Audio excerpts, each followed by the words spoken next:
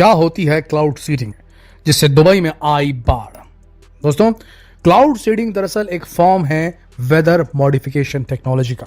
जी हां, हम इंसान इतने एडवांस हो चुके हैं कि अब हम हमारी धरती के मौसम को भी बदल सकते हैं।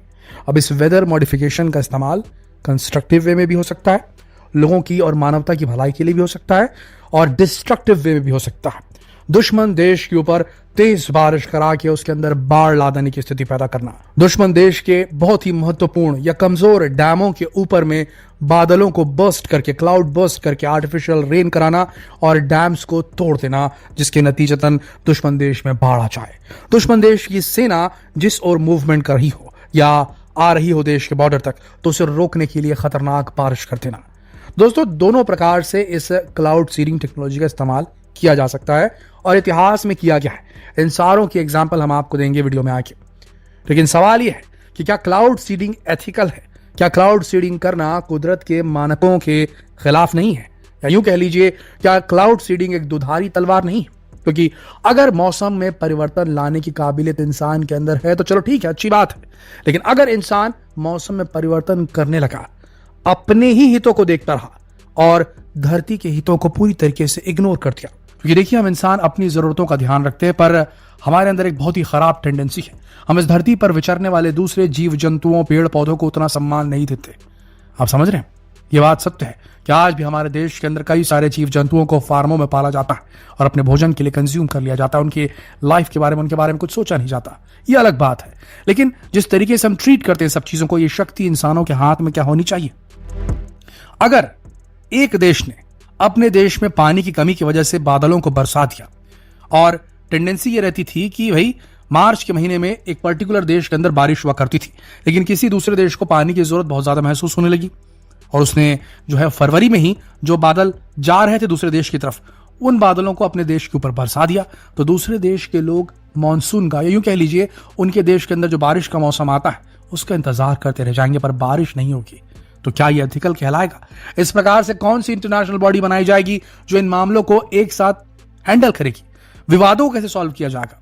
पाकिस्तान बोलेगा कि भारत ने पाकिस्तान के हिस्से का जो बादल था अपने देश में फाड़ लिया और पानी पूरा इस्तेमाल कर लिया और हमारे देश तक कुछ नहीं पहुंचा। क्योंकि भाई ये जो क्लाउड सीडिंग टेक्नोलॉजी है, इसके माध्यम से केमिकल्स को एयरक्राफ्ट की मदद से हो या फिर लैंड बेस्ड दूसरे डिवाइसेस की मदद से जो है उनके अंदर सिल्वर आयोडाइड और दूसरे ऐसे प्रेसिपिटेटिंग एजेंट डाले जाते हैं, जिससे कि जो पानी है वो भारी हो जाता है और बरसने लगता है समय से पहले। क्लाउड जब मैच्योर होता है नेचुरली, तब बारिश होती है। लेकिन क्लाउड को अगर आर्टिफिशियली पहले मैच्योर कर दिया जाए तो वो अपने कोर्स जहां वो मूव कर रहा है उससे पहले ही जहां है वहीं बरस जाएगा। तो इसे कहा जाता है आर्टिफिशियल रेन, और जो प्रोसेस इस्तेमाल की जा रही है उसे कहा जाता है क्लाउड सीडिंग। तो क्लाउड सीडिंग को लेकर बहुत सारी कॉन्ट्रोवर्सीज हैं, बहुत सारे सवाल हैं जिनका कोई बोलना चाहिए कोई जवाब नहीं है किसी के पास। क्लाउड सीडिंग एक अच्छी टेक्नोलॉजी है, वेदर मॉडिफिकेशन टेक्नोलॉजी है, और आने वाले समय में हमें इसकी जरूरत भी पड़ सकती है। लेकिन इसका इस्तेमाल किस तरीके से किया जाएगा, कौन करेगा, इसके ऊपर बहुत बड़ा क्वेश्चन मार्क है। दूसरी चीज, इससे बहुत सारे बुरे प्रभाव हो सकते हैं। अनइंटेंडेड वेदर चेंजेस, यानी आप जिनके बारे में एक्सपेक्ट नहीं कर रहे थे, उस प्रकार के मौसम में होने वाले परिवर्तन जो आप सोच नहीं रहे थे, आपने आशा नहीं की थी कि इसका ऐसा रिजल्ट निकल जाएगा। अब देखिए दुबई के साथ क्या हुआ। पूरे इंटरनेट में खलबली मची हुई। हालांकि ये बात हम आपको कंफर्म करना चाहेंगे कि इस बहुत बड़े इंसिडेंट के पहले कोई भी क्लाउड सीडिंग नहीं करवाई गई थी दुबई के ऊपर।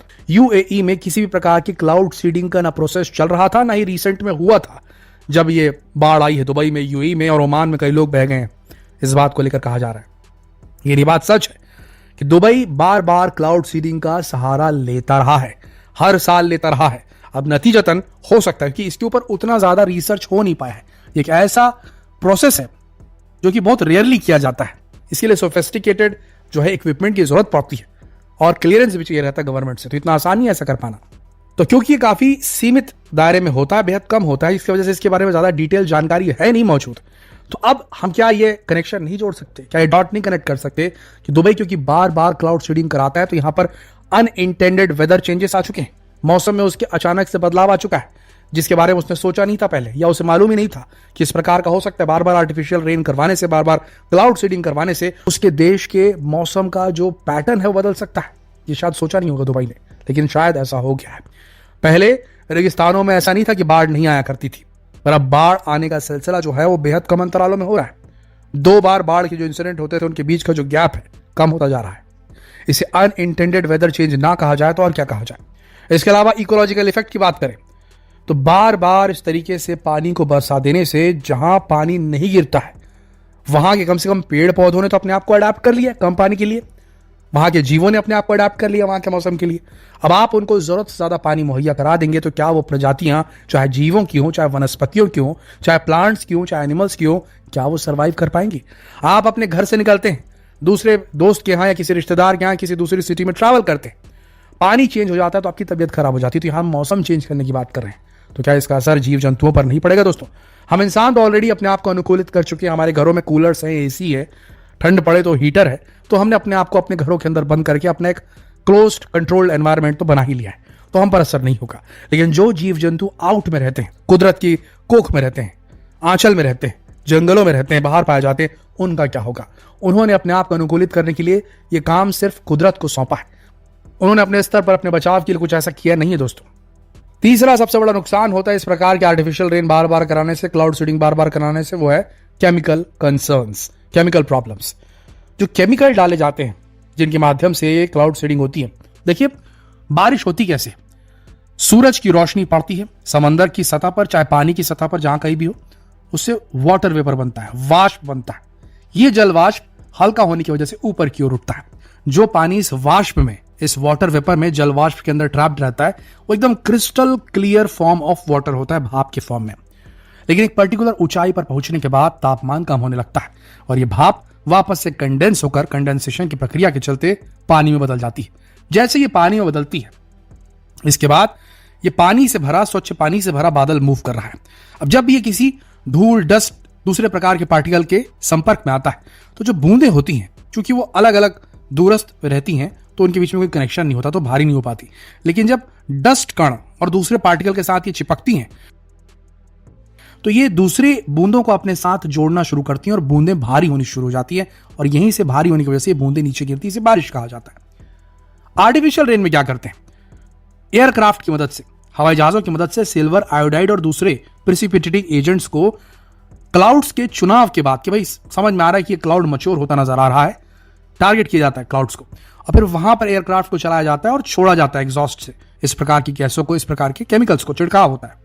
अब इन केमिकल से होता क्या है, ये अपनी तरफ जो पानी की बूंदें उनको खींचने लगती है, तो पानी की बूंदों के एक साथ आने के प्रोसेस को ये फास्ट कर देता है, तो पानी की बूंदें जल्दी एक दूसरे से मिलने लगती है, बड़ी और भारी बूंदें बननी शुरू हो जाती है, नतीजतन पानी भारी हो जाता है और वो धीरे से गिरना शुरू हो जाता है, यानी कि आर्टिफिशियल रेन शुरू हो जाती है। ये मेथड इस्तेमाल हो जाता है। लेकिन पानी में जो बूंदें बन रही हैं उनके पीछे तो केमिकल मौजूद है और लॉन्ग टर्म ये करने के बाद सिल्वर एक हैवी मेटल है, ये मिट्टी में अब्सॉर्ब हो जाता है और उस कंटामिनेट कर देता है मिट्टी को, सॉइल को, फर्टिलिटी गिरा सकता है, मिट्टी से पसीज कर ये अंडरग्राउंड वाटर सोर्सेस तक को कंटामिनेट कर सकता है। खुले में जो नदी, नहर, तालाब है वो तो कंटामिनेटेड होंगे पानी गिरने से, तो लंबे समय तक ये करने से जो वहां का पूरा इलाका है वो खराब हो सकता है, केमिकल युक्त हो सकता है और इससे बहुत बड़ा नुकसान हो सकता है। इससे इंसानों से लेकर जानवरों से लेकर वनस्पतियों सबको नुकसान हो सकता है। मिट्टी की पौधा उत्पन्न करने की उपजाऊपना उसका कम हो सकता है, पानी जहरीला हो सकता है। तो क्लाउड सीडिंग इस मामले में बहुत खतरनाक है। अभी हमें इंतजार करना होगा कि क्लाउड सीडिंग को किस तरीके से इस्तेमाल करें कि पर्यावरण को नुकसान न पहुंचे। अभी भी कहा नहीं जा सकता, लेकिन कई एक्सपर्ट्स का कहना है कि दुबई में जो हुआ वो लगातार क्लाउड सीडिंग का इस्तेमाल करने की वजह से ही हुआ। वैसे आपका क्या मानना है नीचे कमेंट सेक्शन में जरूर लिखें। जितना हो सके इस वीडियो को शेयर करें, फेसबुक पर, व्हाट्सएप पर, यूट्यूब पर। धन्यवाद।